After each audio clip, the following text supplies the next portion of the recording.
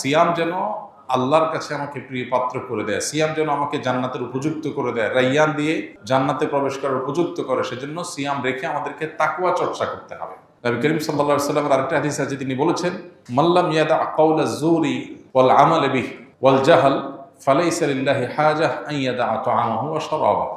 যে ব্যক্তি রোজা রেখে অনর্থক অহেতুক কাজকাম ছাড়লো না, এই যে মোবাইল টিপাটিপি, ফেসবুক, ইউটিউবে অহেতুক সময় নষ্ট করা করি, এগুলো যে ছাড়লো না, যে ব্যক্তি মিথ্যা কথা বলা ছাড়লো না, মিথ্যা কাজ ছাড়লো না, আবার রোজা রাখলো, এই ব্যক্তির এই উপোস থাকায় আল্লাহর কোনো ঠেকা পড়ে নাই।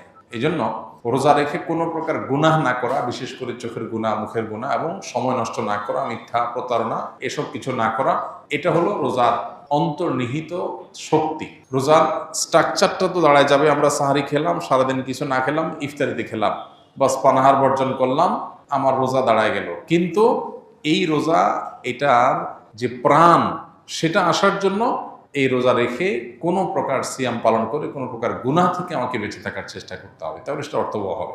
আল্লাহ আমাদের সবাইকে সেই তৌফিক দান করুন। এই চ্যালেঞ্জটাতে আল্লাহ তাআলা আমাদের সবাইকে বিজয়ী হওয়ার তৌফিক দান করুন।